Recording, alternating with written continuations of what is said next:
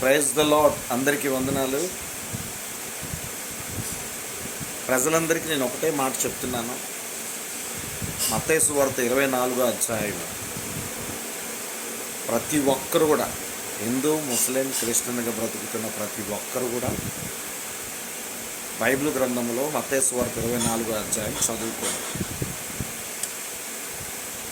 సర్వకోటి సృష్టికర్త పరిశుద్ధుడు నిజమైన దేవుడు ఏమైతే చెప్పాడో అదే ప్రజెంట్ జరుగుతుంది. ఇప్పుడు రాజకీయంగా జరుగుతుంది.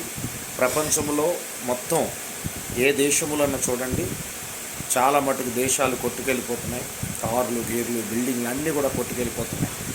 దేవుడు చెప్పిన దినములు చాలా దగ్గరలో ఉన్నాయి. దేవుడు చాలా సమీపముగా ఉన్నాడు. దయచేసి ప్రతి ఒక్కరూ మెలకువగా ఉండి నిజమైన దేవుణ్ణి తెలుసుకొని ఒకరికొకరు అర్థం చేసుకొని సమాధానము కలిగి బ్రతకండి. అదే మత్తయి సువార్త 24వ అధ్యాయంలో 12వ వచనంలో ఉంది. అక్రమము నిండిపోవడం వల్ల మనిషిలో ప్రేమ చల్లారిపోతుంది. ఈరోజు ఈ వీడియో చూస్తున్న సహోదరి, సహోదరుడా, నీలో ప్రేమ నిజమైన ప్రేమ. ఆ ప్రేమ దేవుడిదై ఉండాలి. ఆ దేవుడిదనే ప్రేమ అందరినీ ప్రేమిస్తుంది. నీలో స్వార్థమైన ప్రేమతో ఒకవేళ నింపబడి నువ్వు అక్రమముతో నింపబడి ప్రేమ చల్లారిపోయి ఒక ముస్లిం మీద తిరగబడుతున్నావేమో, ఒక క్రైస్తవుడి మీద తిరగబడుతున్నావేమో, ఒక హిందువు మీద తిరగబడుతున్నావేమో. హిందూ, ముస్లిం, క్రిస్టియన్గా బ్రతుకుతున్న ప్రతి ఒక్కరిని దేవుడే సృష్టించాడు. మనలో ఐక్యత కలిగే జీవితం ఉండాలి తప్ప ఒకరిపై ఒకరు అసూయ చూపించకూడదు. ఎవరైతే ఒకరిపై ఒకరు తిరగబడుతున్నారో వారు లోకములో ఉన్నవాడికి సంబంధించిన వాళ్ళు.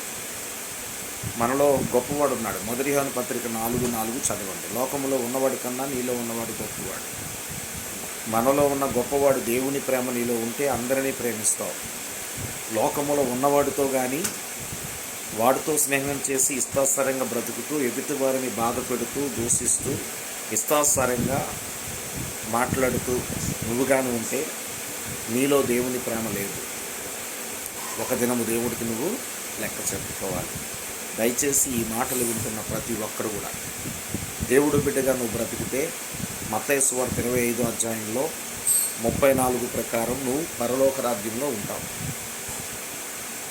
నువ్వు దేవుడి బిడ్డగా బ్రతకపోతే, లోకంలో ఉన్నవాడితో స్నేహం చేస్తే మత్తయి సువార్త 25వ అధ్యాయం 41వ వచనం ఉంది. శపించబడిన వారిలాగా అపవాదికి వాడికి ఉంచిన నిత్యాగ్నికి పొంది అని అన్నాడు. అపవాదికి వాడికి నిత్యాగ్ని ఉంది. కానీ నువ్వు దేవుడు మాట వినకుండా నీ ఇష్టాసారంగా బ్రతుకుతున్నావు కనుక ఖచ్చితంగా నీవు శపించబడతావని బైబిల్ గ్రంథం చెప్తుంది.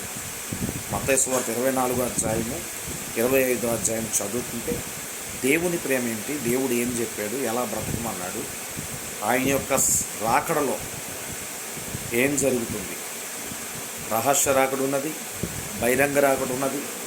ఆయన రాకడికి ఏం జరుగుతాయో క్లియర్గా దేవుడు మాట్లాడాడు కనుక ప్రతి ఒక్కరు మెలకువగా ఉండి చదవండి. బైబిల్ గ్రంథం చదవండి. బైబిల్ గ్రంథంలో ఉన్న ప్రూఫ్ ఏ గ్రంథంలో కూడా లేదు.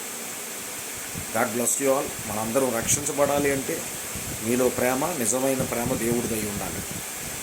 God bless you all. Praise the lord.